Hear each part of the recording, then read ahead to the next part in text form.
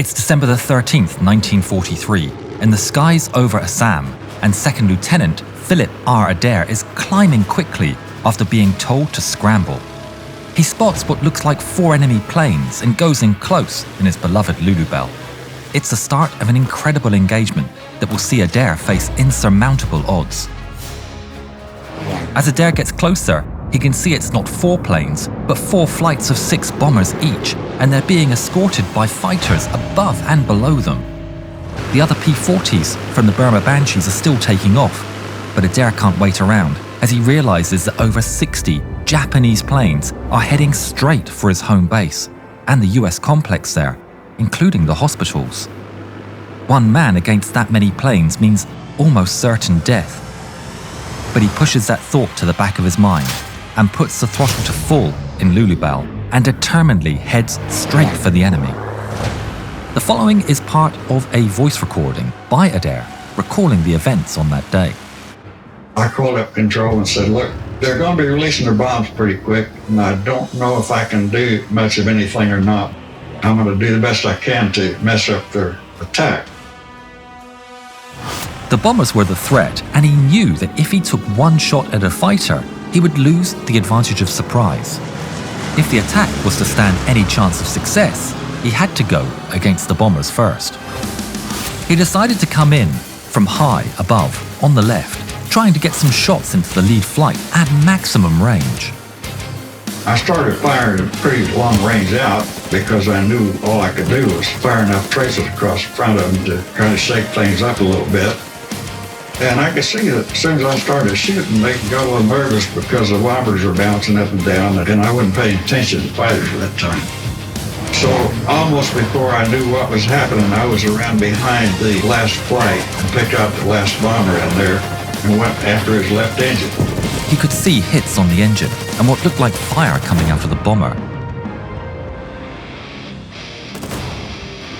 But he overtook so quickly that he couldn't really tell what was going on. At this point, the Zeros were about to attack, but Adair had an escape maneuver at the ready. Adair pushes the stick full forward into the left corner and into a -G outside roll and a high-speed dive. Eventually, he pulls out and looks around. Thankfully, the Zeros were going back to defending the bomber formation. While his attack rattled the bomber crews, the bombers completed their mission and released their bombs. The bomb pattern fell short and off to the side of the target area. Adair later said that even though some thought his attack contributed to the poor bombing by the Japanese, he doubted that he had made that much of an impact. He now had another choice. Should he head for home? He'd faced insurmountable odds and gotten out alive, but he couldn't let it go. It worked once. He was sure he could do it again. Climbing, he got above and behind the formation. He starts another run. It looked like nobody was paying any attention to me until I started getting close to the bomber. And then it looked like every damn Zero in the sky was coming for me. And I think, well, there's no way in the world I'm going to get close to the bombers again. I'll just try to pick off a fighter or two. So I picked out the top of him and tried to get a shot in at him. But he knew I was there, and about the time I got in range, he made a real sharp turn, and he was out of my range, out of my sight real quick, so I just picked the next one. He was a little more stupid, so he waited until I got in pretty close, and he had just started a turn about the time I started shooting at him.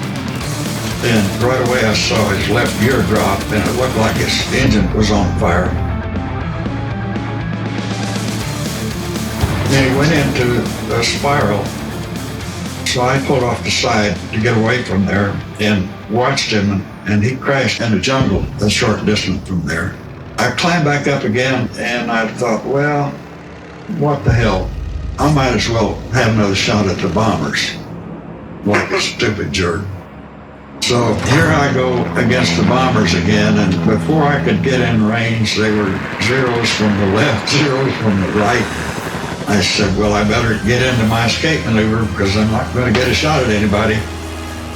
So as I rolled over, I could look down and see a Zero coming straight up at me. And right away, I knew I was in trouble because he had a dead beat on where I was going. I couldn't get out of the way. Then wham, wham, wham. It sounded like a bunch of gravel. Adair realizes that full stick forward did not seem to be getting him out of the line of fire. He grabs the trim crank and sets it to full nose down position, giving him just a bit more additional forward angle. Tracers whiz by and Lulubelle is hit. There's an explosion behind the cockpit and fire comes shooting forward around both sides of the armor plate. Fortunately, in the high-speed dive, the fire goes out. Adair holds the dive, with the ground rushing to meet him. As late as he dare leave it, he tries to pull out. There's something wrong. The jungle gets closer and closer. It seems with the trim in full forward position, the cable's been shot through, and getting the plane level is a colossal effort. He yanks back on the throttle with both hands on the stick, the jungle rushing towards him. He's finally able to get the nose up and into the sky.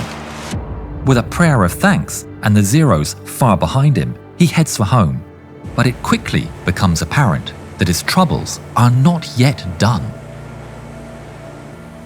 I got a little ways and realized that I was going to have a problem because it was very hard to hold the nose up above the horizon, even using both hands. And I tried to get the seat belt around the stick and fasten it, but it wasn't long enough. And I kept losing altitude as long as I was flying right side up. And about this time I see another airplane that is going in the opposite direction from me. And he's about a quarter mile off to my left. And I couldn't tell what it was until he got close enough, and it was a Zero. And he was smoking like the devil and looked like he was losing altitude, and must have been one of the ones that I hit somewhere earlier. So I watched him, and I'm sure he was watching me. I went by him on the right, and he just kept going. And I thought, oh, what the hell? So I hauled it around and come screaming up his rear end, get a dead beat on him, squeeze the trigger. And all I can hear was the pneumatic system recharging the guns, and there wasn't any ammunition left. So I went screaming by him, and he simply pulled over and started shooting at me. But he didn't hit me, and I got out of there and headed on back. Making his escape from the Zero, Adair realized that he was around 100 miles from home. The plane kept pulling down, so he called control with his position. He told them he was going to bail out because he couldn't keep the plane out of the jungle. He kept on nursing the plane, as every 100 yards in the jungle could be as much as 2 days walking. He later said, and then I got smart.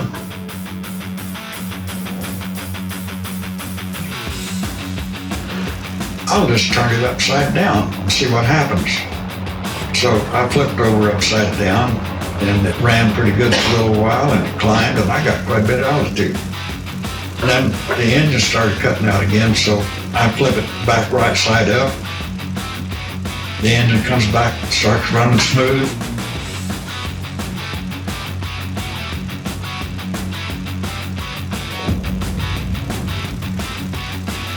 He lost count of how many times he went through this same maneuver, but eventually he made it back to his airbase. Upon final approach and upside down, he released the landing gear. Flipping the plane over at the last minute, Lulubelle's white-rimmed wheels kissed the runway, and she landed safely. It was Adair's 44th mission. He later said, "For me, mission number 44 was my most exciting. I don't know if I could stand that much excitement again. But after that, I was convinced that number 44 was my lucky number. It was also the number painted on the side of Lulubelle." Lieutenant Adair, who challenged 64 Japanese planes, received the Silver Star for this action. We would very much like to thank Robin and Luke Adair, son and grandson of retired Colonel Philip Adair, for their very kind help in this script, and for giving us permission to use the voice and images in this film. They have an excellent website, burmabanshees.com, where you can see some incredible photos from the men who were there. In honor of the Burma Banshees, we've made this tribute emblazoned on 100% black cotton.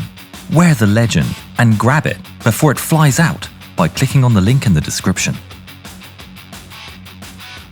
If you haven't yet, please subscribe to the channel and please watch more videos of ours. Thank you.